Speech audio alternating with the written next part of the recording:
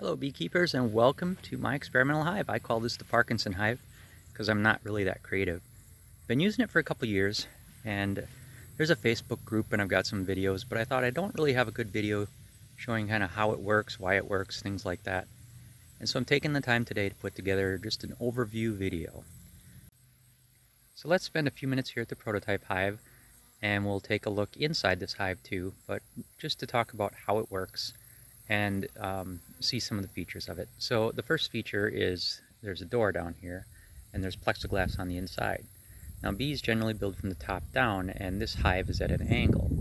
So the reason it's at an angle is it gives the bees a sense of up and down. They will always build from the top down. So the brood chamber is generally near the bottom and the honey is generally near the top. And the way this works is that as they build the brood chamber and they need more space, you add to the bottom, or I add to the bottom, and the honey just naturally floats up to the top. So beyond the honey floating up to the top, warm air from the bees in the brood chamber and moisture also float up to the top and out the ventilation in the back of the hive here. We'll take a closer look at that later on. But let's take a look inside the door here. And the general idea of the door is that since the brood chamber is down here, having the ability to peek inside this door gives you an idea of when the brood chamber has kind of run out of room, and if you have a laying queen and all those questions about eggs and things like that, that you can just open the door and take a look.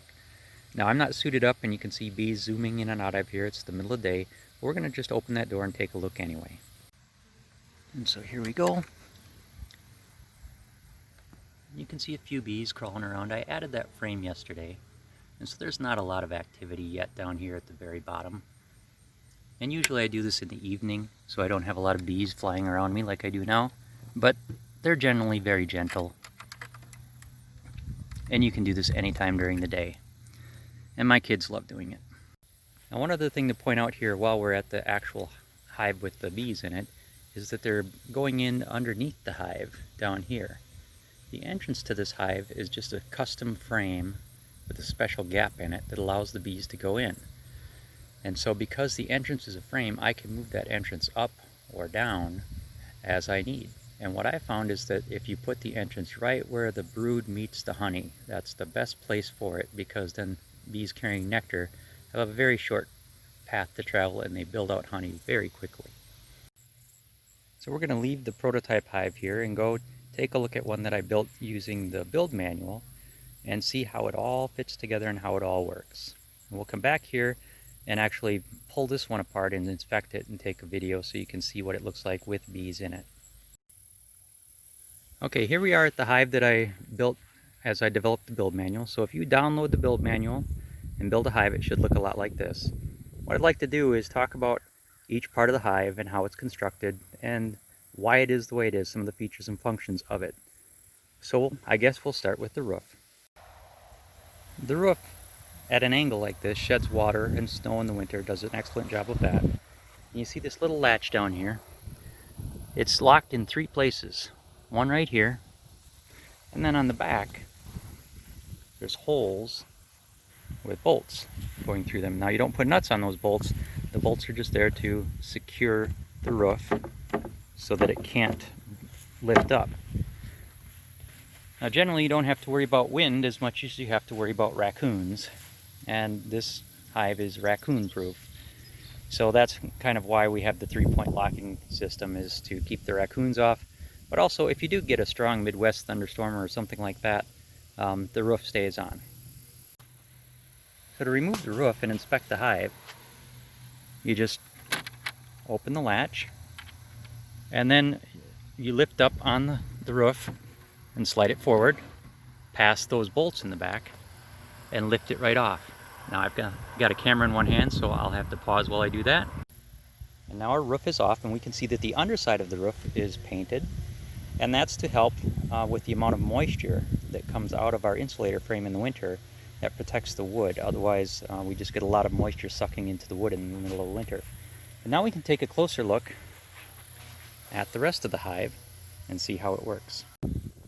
This hive is made up of individual movable frame holders that interlock, and then a final insulator frame that performs the function of moisture management and insulation in the winter. And finally, there's a moisture barrier or weather guard on the back here, and we'll talk about all these pieces individually. So now we're looking at the back of the hive here, and you can see the weather guard a little more clearly. It's just a piece of plywood, and its whole role in life is to handle that weird situation if you get driving rain from this direction, so that it doesn't add moisture to the hive or ruin our insulation in here. This is generally just wood chips in here, so we want to keep them dry. And so all that is just a piece of wood that's cut. You'll notice that it's cut a little bit shorter than the insulator frame, and that's because this is under the roof, it won't get wet, and this acts as a wick. Air hitting here wicks moisture out of our insulation. With the weather guard removed, we can see that the insulator frame is very simple. It's just 1/8 inch hardware mesh stapled to a frame holder, and we'll get into what a frame holder is later. But these 3 chambers just hold wood chips, and during the summer you can take wood chips out of there to allow more air and moisture to vent out of the hive and dramatically reduce, or if not eliminate, bearding. I've never had bearding in this hive, but then again, I live in Wisconsin. Now a closer look at this side of the insulator frame shows that I've got some window mesh here. And the purpose for the window mesh is that it keeps the bees from chewing on the wood, but it also allows them the ability to put propolis on here. So the bees will propolis this or take it off to adjust the airflow inside the hive to their liking. Also, the 1/8 inch hardware mesh is to prevent mice from getting in here. As you saw, my hive is in a field, so mice attack it every winter, but I don't have mouse problems. And this 1/8 inch hardware mesh prevents them from getting in the insulator frame or chewing through and getting into the hive. Now I've only got 2 frames in here, but you can imagine 22 or 27 or 28 frames. It holds up to about 30, which is about 3 deeps. And we're going to take a look at these closer, all the different components, but we're going to look at them from the other side so it's easier to understand. Welcome inside the hive. So I wanted to show you how this works. I've got a crusty old Langstroth hive, and it makes it easier to kind of see where one piece of wood starts and another one ends. So this is the frame, and then this is the frame holder. So we've got an outer frame support and inner frame support. And these are stapled and glued together. And then we've got a 19 inch piece of wood across here, and the same thing on the other side. And so the side support supports everything. This supports the frame holder, and the frame holder just rests inside of here with a B space underneath and a B space above. Now on the top, we've got just a 19 inch piece of wood and these little spacers to provide a B space on the top. An important feature here is that these top pieces remove very easily. So if you're going to add any formic acid strips or pollen patties or anything like that, it's very easy to lift the roof off, take a couple of these off and put that on there without actually opening the hive and disturbing the bees. So now let's talk about the big difference between this hive and every other hive. We've got the outer brace, the inner support, and then the frame. And you'll notice there's no B space here. It's tight up against there and tight up against there, well, relatively tight. They put propolis all along here. Propolis is good for bees, that's our base assumption. And if you look at this, then we've got 1.5, 3/4, and 1/4. So basically 2.5 inches thick of wall before you get inside the hive. So this is a very thick walled hive. And up here it's the same. Down here it's the same as up here. It's just that there's a little airspace in here that allows the frame to move up and down. So rather than removing the frame from the hive, you actually remove the whole frame holder. So you'd lift the whole thing out like that. So the whole thing can be removed. So if you want to do an inspection where you actually lift and remove the frames, you lift and remove the frame holder with the frame in it, and you don't take the frame out of the frame holder. Now another thing to notice is that this is offset by a 1/2 inch. And what that means is that these frame holders interlock with each other. So they're very snug, they're very tight, and they interlock to prevent air from getting in. It can't just blow straight in, it has to blow in, take a right or left, take a right, and then get into the hive. So air doesn't blow into the hive ever, but they interlock and slide together that way. So then the hive is comprised of these interlocking frame holders with individual roof pieces, and they all work together. And the question then becomes, how does the entrance work? Where do the bees actually get in? And it's right down here. The entrance is just a special frame holder. And rather than having a solid piece of wood all the way across, it's been cut, and another piece of wood has been attached to the bottom. So this is a very little landing board for them along here, and then they can crawl in and fly up into the hive. Bees don't have any problem doing that, but mice sure have a problem getting in, and we'll talk about that entrance and how it's designed to prevent pests of all sorts from getting into the hive. So here we are looking at the entrance frame, and you can see that it's just a frame holder, but rather than having a solid piece of wood all the way across, it's been cut, and a 1x2 has been attached to the bottom here that serves as the landing board. And now there's also a piece of aluminum on top of it, which is bent over at all the edges, and that helps keep the small hive beetles out. Small hive beetles have a hard exoskeleton, so they can't bend around in there, and they also don't fly up in the dark. So they want to crawl up into the hive, and what this does is it gives the guard bees an advantage over the small hive beetles, and it keeps them out. So in addition to the small hive beetles, another thing that's kept out of here is mice, because mice have a hard time getting into that little opening and coming up. And I've never had a mouse in my hive, and I don't have to add mouse guards in the fall. So another thing about this entrance that's not obvious at first is that it's up off of the ground, so that it's a harder time for skunks to get up there and cause problems at the entrance like they do with the Langstroth.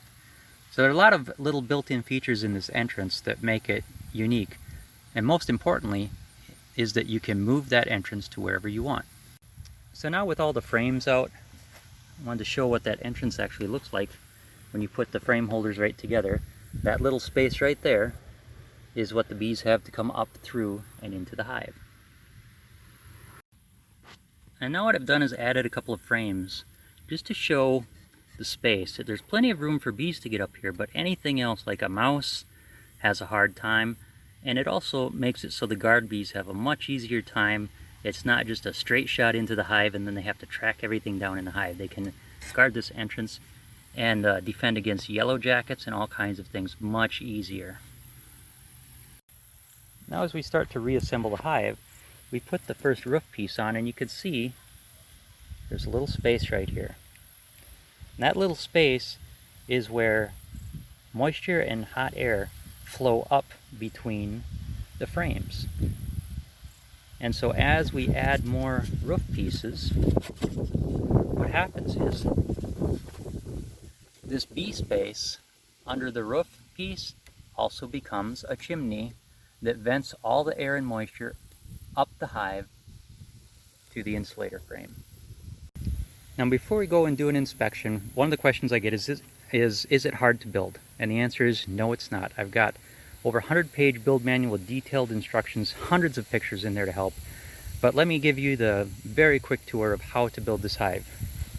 You take an 8-foot 2x6, you measure halfway, and then 1 inch each direction of the halfway mark, and you cut. That gives you a 20-degree angle. You take that 20-degree angle, you take an 8-foot 2x4, you mark 20 degrees, you cut it. This is the off-fall from this 2x4. That's the off-fall from that 2x4. So with 1, 2, 3 cuts, you've got most of your frame done. You take another 2x4, cut, cut, cut, and you've got your cross pieces. Very simple to assemble. The base, the top is just a piece of plywood with 1x2s on it. The only part that's even a little tricky is you take a 1x6 and rip it at 20 degrees. That gives you a 4-inch piece back here and a 2-inch piece up here that are angled at 20 degrees. With that, you can put a piece of plywood on the front, or if you want the door, it's a piece of plexiglass framed with 2x4 and then plywood. So it's very easy to build. Now what we'll do is we'll winterize this hive and show you how quick and easy it is to get ready for winter. Okay, so let's winterize the hive. Here we are at the back of the hive, and I've got a piece of solid foam, and these cross braces are put in specific locations so that I slide this in like that to winterize underneath the hive. Now with that piece of foam in place, what I wanted to show is that it's offset just enough that the entrance is always available to the bees. And so no matter where the entrance is, all along the length of the hive, the insulation just rides right underneath that and rests on this brace and the brace back there. Okay, the next piece of insulation fits right in the side, and that'll be held in place by a bungee strap, and I'll do that now. So your side looks something like that when it's insulated with the bungee going over it. Now another piece of insulation you put in is this end cap insulation, and this is a lesson learned. This insulation goes tight up against the bottom insulation, and the reason for that is that we don't want any cold air blowing into the entrance of the hive. If the bees want to take a cleansing flight, they have this space on the edge right there, and on the other side just like it, that they can crawl out. This doesn't ever fill up with snow, and it keeps the cold air from directly blowing into the hive. Another feature of this end cap insulation is that it's got to be shorter than the insulator frame, and the reason for that is that this insulator frame is filled to the top with wood chips, and as moisture comes up the hive and meets those wood chips, they absorb the moisture, and the dry air hitting here sucks the moisture out of the hive. And with the top right here, what happens is that moisture just comes out of here. You'll see frost on the underside of the roof, and that's why we paint the underside of the roof, because without that underside being painted, the moisture will eventually ruin the wood. And then the last thing we want to insulate is the door, and that's a simple piece of square foam insulation. We just put it in like that, and this washer and the rope is on there so that you can pull it out, obviously, because it fits in there just snug and perfect. So then insulating the hive is really easy. You insulate the door, insulate the side, insulate the bottom, and then add that piece in the back, and your hive is all insulated and ready for winter. And then with the top back on, you can see that we have a neat, tidy, fast, easy winter insulation of our hive. Obviously the tops of the frames are insulated by the foam insulation that stays there all year. You can add another layer of thin rolled insulation if you want, but I haven't found it necessary. So then I think we'll go back to the other hive, actually take a look inside the hive, show you how it works, and move some things around. All right, and here we are. We've got the smoker ready. Our mission today is to go in, put a couple of formic acid strips on there because I've got a very high mite count, and remove a frame of drone brood. And then I'm also going to move the entrance around. So that's what we're going to do, but I'm going to show you some honey and other stuff in there as well. So one thing I want to show right away is that when I inspect the hive, I put the smoker underneath the hive so that the smoke kind of wafts up. And as I separate these frames, it'll waft up in between the frames and get at the bees kind of gently, not over smoke them, but kind of affect them. So I've got kind of a hands-free helper there. And here's the inside of the prototype hive. You can see I've used nails here on these instead of the little wood things. The wood things work better, and the only reason to have these is to kind of wiggle these around to help break them off if you need to. So what I'm going to do is I'm going to pull a couple of these out and show you some of the frames. First you see the insulator frame, and you see I've taken a little bit of insulation out of there so that the center of the hive is venting, and you can also see that they've put propolis down at the bottom, and that's it's getting down to the high 40s, low 50s here in Wisconsin, so That's part of the reason why they're doing that. Now as we pull the hive apart, you can see that the honey does float to the top. There's a frame of honey there, and a frame of honey there. And you can see I don't have to take these frames out to actually visually inspect them. I can see what's going on, leaving the frames right in. Obviously I could lift them out, but it's kind of hard with one hand holding the camera. Now another unique feature of the hive is that in addition to standard Langstroths, and you can see another frame of honey there, you can put a flow frame in there. And the flow frame just takes a little bit wider. You have to make a custom frame holder that's a little bit wider to accept the flow frame. But you can put flow frames in there, and those instructions are in the build manual if you want to use flow frames. And so here is a top bar. Instead of a full Langstroth frame, it's just a top bar going across there. And they've got a little strip, and they've started working on this. This is down at the bottom. So this is new for them, but I'm quite successful with top bars in here. And one of the main questions is, don't they stick the comb to the side? And the answer is yes, but that doesn't matter because we removed the whole frame holder. So if it's stuck to the side of the frame holder, that's actually good because it helps support it. So the benefits of the top bar are really that it's just a little cheaper to put in there. But you can use the top bar next to a Langstroth, next to a flow frame, so it's pretty cool. Now one of the very interesting things that happens with this hive is you have a natural divider between where the honey ends, where the brood starts. And so what I want to do is I want to move my entrance so it's right here. And it's not right now. So that's one of the things I'll do, is I'll move the entrance because the brood chamber starts right here. So this is all brood, and then there's a couple empty down at the bottom. So now I've just moved my entrance so that this frame is right up against the honey. And that will make it a shorter route for the bees carrying nectar to get into the hive and get up to where the honey is being stored. Now one of the things about this hive that's nice is that you put it back together as you're inspecting. So you never have more than one frame open at a time. And when you get all the way down to the bottom, you just have a little space where you have open, but the rest of the bees in the hive are convinced that the inspection is over. So it's a very gentle inspection experience. Now we've got some tops removed. What I'm going to do is add that formic acid above the brood chamber there, and let the bees get adjusted to that and put the tops back on. And I'm also going to get rid of this drone brood, which is full of mites, and let them start over with that. And you can see those formic acid strips go on pretty easy. And you just put the roof pieces back in place here, and everybody's happy. And then finally slide everything back together, and we'll put the roof on. Alright, thanks everybody for following along. I hope it was interesting, educational, and fun. And I look forward to your feedback on this hive.